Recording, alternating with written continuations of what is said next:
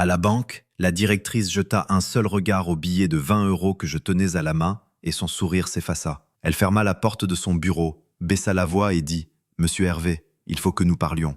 Maintenant. » C'est à cet instant que je compris que ma femme ne m'avait pas laissé ce billet par accident. Mais je vais trop vite. Tout a commencé plus tôt ce matin-là, dans le petit cabinet d'avocat de la rue Nationale, à Villefranche-sur-Saône. Le genre d'endroit qui sent toujours le café filtre un peu brûlé et le vieux papier, peu importe le nombre de fois où la moquette a été changée. Les murs étaient couverts de diplômes encadrés et de photos jaunies de couples souriants qui avaient planifié leur avenir en faisant confiance à l'encre pour les protéger. J'étais assis sur un fauteuil en sky qui grinçait à chaque fois que je bougeais. J'avais les genoux raides, 58 ans. Mon corps trouvait toujours le moyen de me le rappeler quand j'étais nerveux.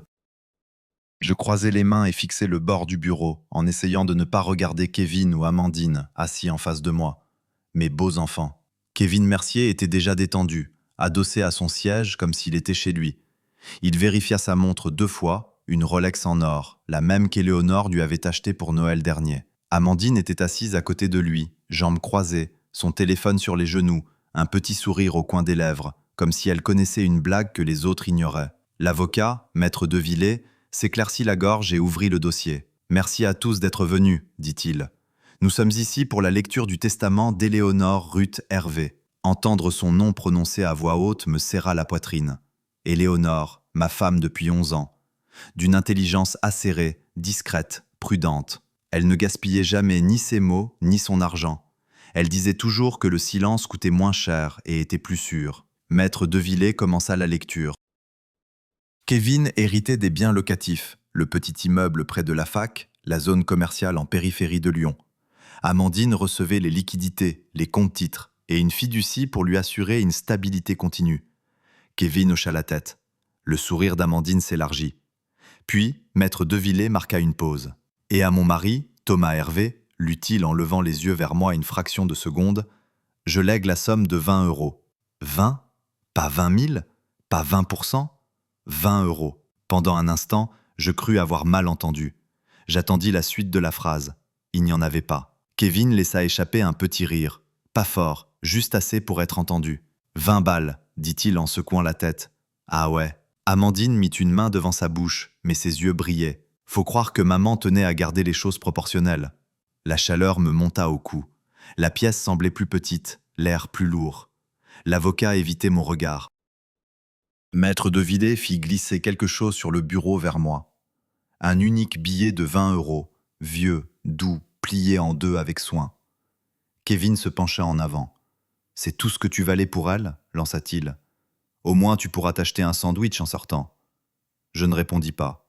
Je ramassai le billet. Il avait quelque chose de différent, usé mais pas sale. Le coin était plié d'une façon qui ne semblait pas due au hasard, comme si quelqu'un l'avait plié et déplié de la même manière, encore et encore. Mon pouce caressa la surface, et je sentis une légère rugosité près du bord, presque comme une minuscule trace d'encre séchée.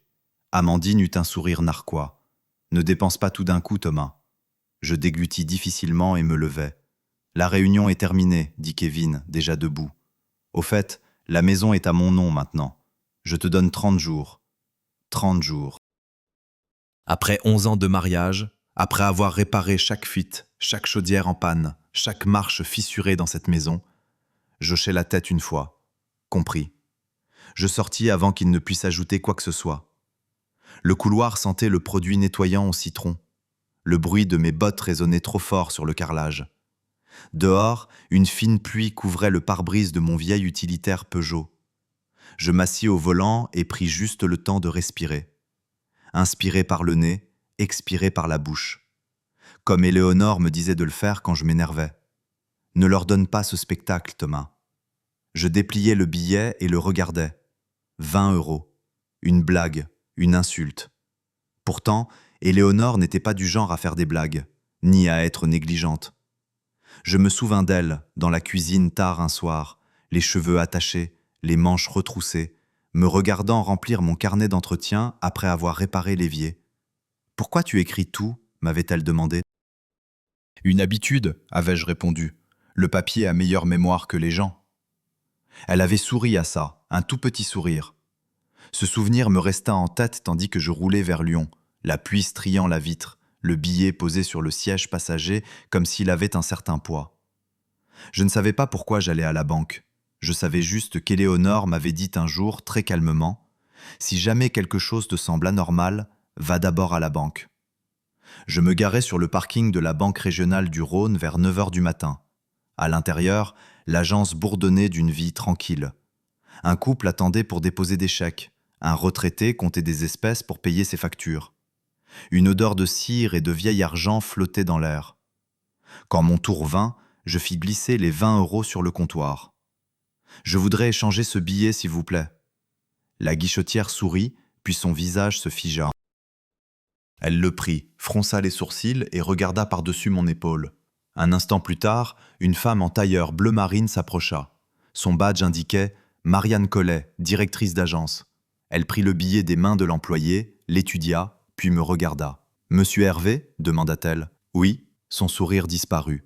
Elle jeta un regard vers son bureau, puis de nouveau vers moi. « Monsieur » dit-elle à voix basse, « pourriez-vous me suivre, s'il vous plaît ?» Je la suivis dans son bureau. Elle ferma la porte et la verrouilla. C'est là que je sus qu'Éléonore ne m'avait pas laissé 20 euros. Elle m'avait laissé tout autre chose. J'étais assis là, dans le bureau de Marianne Collet, tandis qu'elle me demandait de patienter une minute. La porte se referma lourdement derrière elle. Le bourdonnement de la climatisation me semblait anormalement fort. Ma jambe s'agitait toute seule. Je fixais mes mains, m'attendant encore à moitié à voir Kevin ou Amandine débarquer en riant, pour m'annoncer que tout ça n'était qu'une mauvaise blague. Pendant l'absence de Marianne, mon esprit vagabonda, comme toujours quand le silence s'installe. J'avais rencontré Éléonore 11 ans plus tôt, pas à un gala de charité ou une soirée mondaine comme les gens devaient le penser. Je travaillais de nuit comme responsable technique à l'hôpital de Villefranche, à colmater des fuites et maintenir en vie de vieux systèmes. Elle était propriétaire du bâtiment de consultation médicale juste à côté. Un hiver, une canalisation avait éclaté dans sa cave, inondant tout. On m'avait appelé car j'étais le seul encore sur place. Elle était là, en bottes et long manteau, à me regarder travailler comme si elle étudiait un échiquier, sans me presser, sans se plaindre, juste observer. « Vous êtes méticuleux ?» avait-elle dit quand j'avais fini. « Je n'aime pas avoir à revenir 2 fois sur le même problème », lui avais-je répondu. Elle avait hoché la tête, comme si cette phrase avait un sens particulier. Éléonore était riche, oui, mais économe.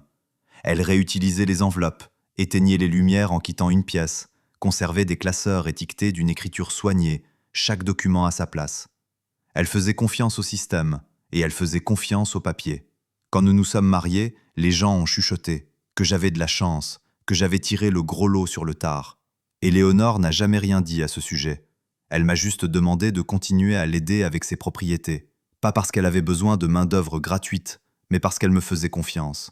Je tenais mes carnets à jour, date, réparation, qui avait appelé, qui avait donné son accord. Éléonore m'y encourageait. « Le papier dit la vérité, Thomas, disait-elle. Les gens oublient. Le papier, non. » Kevin et Amandine n'ont jamais compris cet aspect de sa personnalité. Ils aimaient les résultats, pas le processus. Ils aimaient l'argent, mais détestaient les détails. L'entretien les ennuyait, les impôts les agaçaient.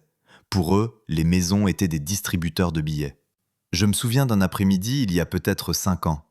Kevin devait me rejoindre à l'immeuble près de la fac. Des étudiants s'étaient plaints du chauffage. J'ai attendu 1 heure, puis j'ai fini par faire la réparation moi-même. Plus tard, je l'ai raconté à Éléonore. Elle a soupiré. Kevin pense que l'argent règle les problèmes automatiquement. « Et toi, qu'est-ce que tu en penses ?» lui avais-je demandé. Elle avait eu un léger sourire. « Je pense que la pourriture commence là où personne ne regarde. » Le souvenir pesait lourdement sur ma poitrine. On frappa à la porte, me tirant de mes pensées. Marianne revint, tenant un mince dossier. « Monsieur Hervé, dit-elle en s'asseyant en face de moi. Je dois vous expliquer quelque chose, lentement. » J'hochai la tête. Elle ouvrit le dossier, mais ne le poussa pas encore vers moi.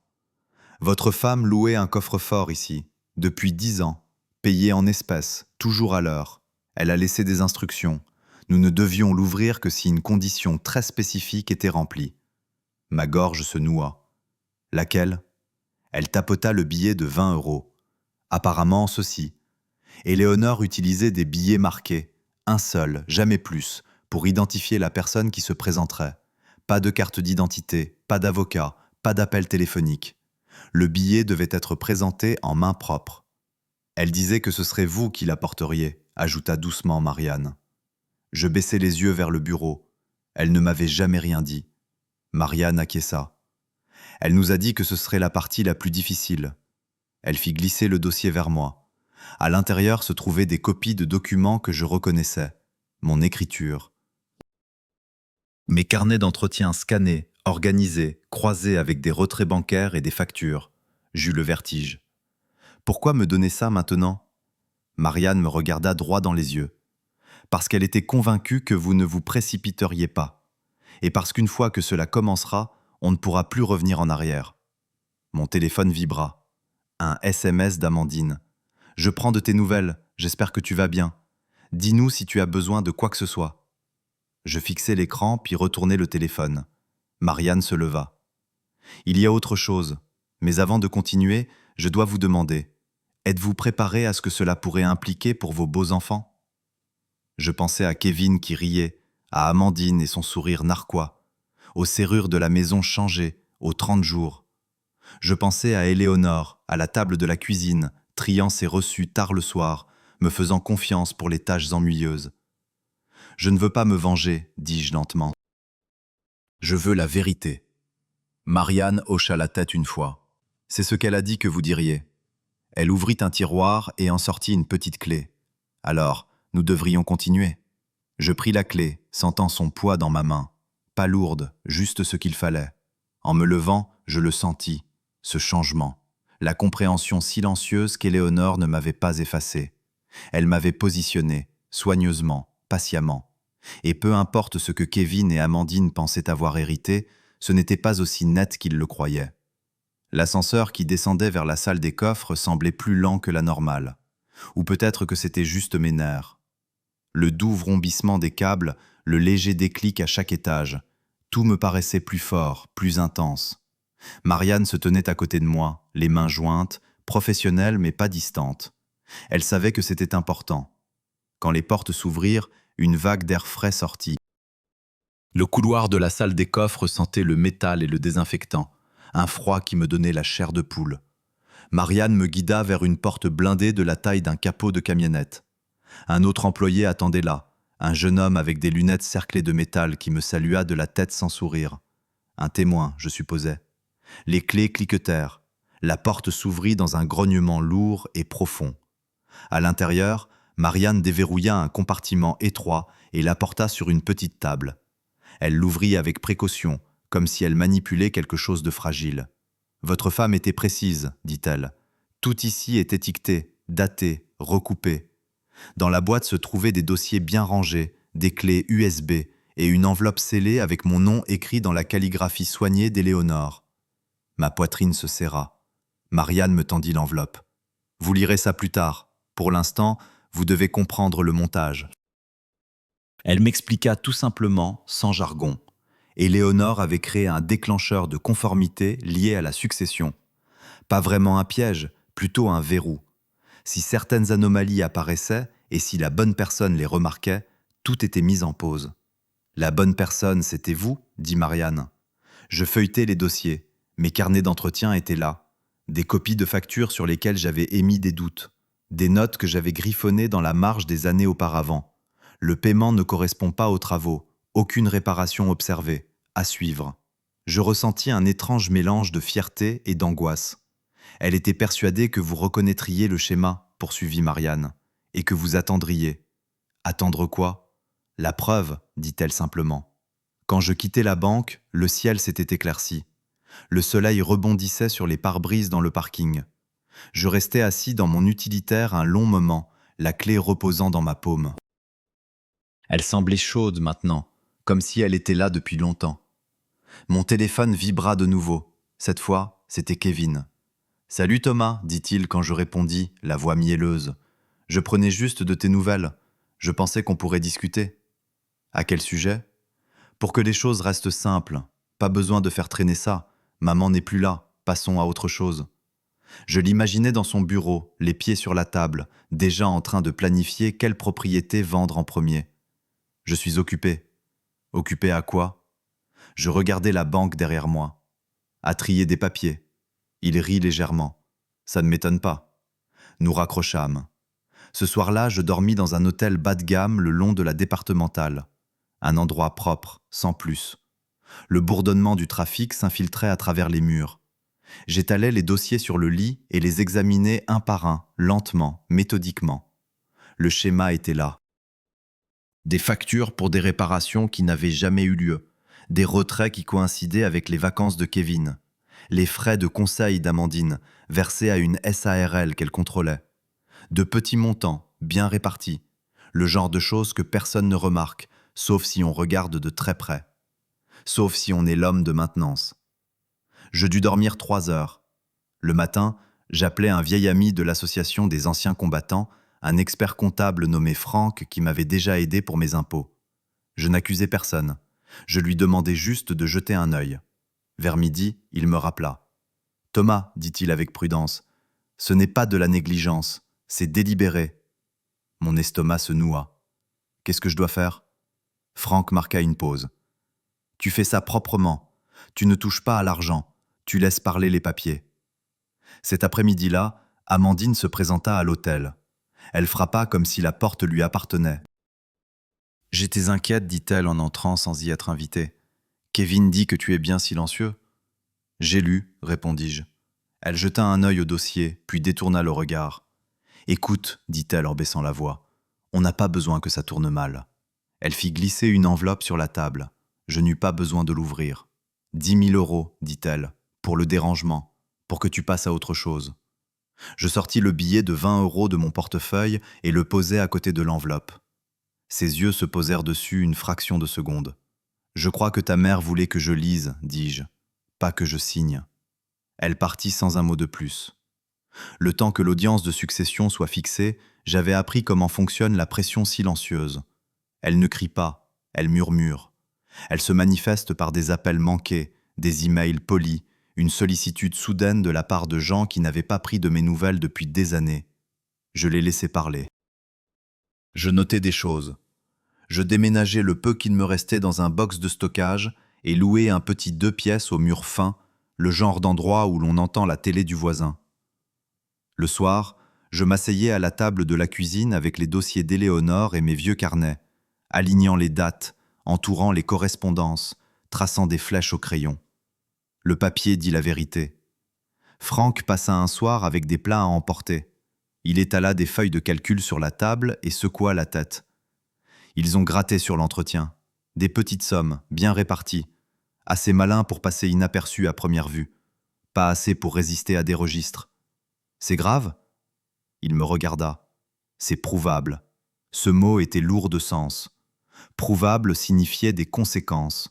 Pas seulement financières. Une réputation, et peut-être pire. L'audience eut lieu 1 semaine plus tard. La salle était remplie de chaises pliantes sous des néons, avec un bourdonnement qui donnait à tout un air fatigué. Kevin était assis, confiant, chuchotant avec son avocat. Amandine n'arrêtait pas de regarder son téléphone. Marianne Collet était là, Franck aussi, et une femme que je ne connaissais pas, l'ancienne avocate d'Éléonore, les cheveux gris, l'air calme. Quand mon tour vint, je me levai. Mes genoux étaient stables. « Je ne conteste pas le testament, déclarai-je. J'invoque la clause de révision. » Des murmures. L'avocat de Kevin fronça les sourcils. Les documents circulèrent, carnets, factures, relevés bancaires. Le silence se fit dans la salle à mesure que le schéma se dessinait. Pas de drame, juste des maths. Amandine se mit à pleurer. Kevin se leva, le visage rouge. « C'est ridicule !» Le juge leva la main. L'avocate d'Éléonore prit la parole. Madame Hervé avait anticipé cette situation, dit-elle d'une voix égale. Elle a établi une clause de conformité. Si un détournement de fonds était découvert, le contrôle des actifs serait suspendu en attente d'une enquête. Le visage de Kevin se décomposa. Je me rassis. Je ne souris pas. Je n'exultais pas. Je me sentais fatigué, triste et certain. Quand tout fut terminé, Kevin ne voulut pas croiser mon regard. Amandine partit la première, les épaules secouées de sanglots. Dehors, le ciel était de nouveau couvert, un gris typique de la région. Je sortis le billet de 20 € de mon portefeuille et le pliai en deux, de la même façon qu'Éléonore l'avait fait. Certaines choses n'ont de sens que si l'on est assez patient pour les laisser se révéler. La deuxième audience attira un peu de monde. Pas une foule, mais la rumeur s'était répandue. Quelques gestionnaires immobiliers locaux, quelqu'un du service des impôts et 2 journalistes de l'hebdomadaire local. Kevin les remarqua en entrant. Il ralentit, redressa sa veste et murmura quelque chose de sec à son avocat. Amandine était assise à côté de lui cette fois. Pas de sourire narquois, pas de téléphone. Ses mains étaient si serrées que ses jointures étaient blanches. L'ancienne avocate d'Éléonore, maître Rémieux, arriva en dernier, portant un unique classeur en cuir comme s'il ne pesait rien. L'avocat de Kevin ouvrit les hostilités avec assurance. Il parla de deuil, de malentendus, de la façon dont les familles se déchirent quand les émotions prennent le dessus. Il dit que j'étais un homme de maintenance, pas un expert comptable. Je ne réagis pas. Quand il eut fini, le juge se tourna vers maître Rémieux. Elle se leva lentement. « Monsieur le juge, cette affaire ne concerne pas les émotions, elle concerne les archives. » Elle ouvrit simplement son classeur. Elle fit défiler les témoins, un expert de l'administration fiscale, un représentant de la banque, puis Franck, qui expliqua les tableaux avec des mots simples, pointant les dates, les montants, la répétition. Puis maître Rémieux se tourna vers moi. « Monsieur Hervé, pourquoi ne pas nous expliquer comment vous teniez vos carnets ?» Je me levai. Je notais les choses au moment où elles se produisaient, date, heure, ce qui était cassé, qui avait appelé, c'était mon travail. Et les factures ne correspondaient pas. Kevin bondit. « C'est absurde, ma mère nous faisait confiance. » Maître Rémieux se tourna vers lui, calmement. Elle faisait confiance au système. Cette phrase eut plus d'impact qu'un cri. Elle soumit le dernier document, une clause notariée qu'Éléonore avait rédigée elle-même. Si un détournement de fonds était prouvé, la gestion de la succession serait suspendue et la surveillance transférée non pas à moi directement, mais à un processus de conformité indépendant que j'étais autorisé à déclencher. Le souffle d'Amandine se coupa. Le juge s'adossa à son siège. Sur la base des preuves présentées, le tribunal ordonne un gel immédiat des transferts d'actifs, en attente d'un audit formel et d'un contrôle fiscal. « Vous ne pouvez pas » cria Kevin. Le juge leva la main. « Asseyez-vous. » Maître Rémieux parla une dernière fois. « Il y a une autre condition. Madame Hervé a stipulé que si un détournement délibéré était confirmé, une partie de la succession serait redirigée vers une fondation caritative locale, dédiée à l'aide à l'entretien des logements pour les personnes âgées à faible revenu. » Un murmure parcourut la salle. Kevin se tourna vers moi, les yeux fous de rage. « C'est toi qui as fait ça. » Je soutins son regard. « Non, c'est votre mère. » Le juge leva la séance. Kevin sortit en trombe. Je restai assis jusqu'à ce que la salle se vide. Mes mains étaient stables, mais j'avais un creux dans la poitrine. Dehors, Marianne me toucha le bras. « Elle avait tout planifié avec soin, dit-elle. Vous lui avez fait honneur. » Je n'avais pas l'impression d'avoir gagné. J'avais l'impression d'avoir enfin déposé un lourd fardeau. Le calme qui suivit me surprit le plus. L'audit prit des mois. La succession resta gelée. Je trouvais du travail, des petites réparations, des boulots honnêtes. Des semaines plus tard, Marianne appela. « C'est terminé. L'audit confirmait ce que les carnets savaient déjà. Détournement délibéré. » La succession fut redistribuée comme Éléonore l'avait prévu. Une partie pour les restitutions, une partie pour les impôts et une partie pour cette petite fondation caritative. Kevin et Amandine perdirent le contrôle. Je ne gagnais pas des millions, je ne les voulais pas. Je gagnais quelque chose de plus solide. Je m'installais dans une petite maison en périphérie de la ville, un crépi blanc, des marches un peu fissurées. Je les réparais moi-même le premier week-end. Le samedi matin, je m'assois sur le perron avec une tasse de café et j'écoute les tondeuses à gazon démarrer, une par une, dans la rue. Parfois, je pense à Éléonore, à la façon dont elle faisait confiance aux détails ennuyeux, ceux qui finissent par compter le plus. Un soir, je sortis un billet de 20 € de mon portefeuille. Il était plus doux maintenant, plus usé, le pli toujours présent. Je ne le dépensais pas. Je le glissais dans une enveloppe avec mon vieux carnet d'entretien et le rangeais dans un tiroir. Pas comme un trophée, mais comme un rappel. Dans un monde de gros chiffres et de promesses bruyantes, la vérité n'a pas besoin de faire de bruit. Elle a besoin de patience. Elle a besoin de quelqu'un qui soit prêt à prêter attention. Éléonore le savait.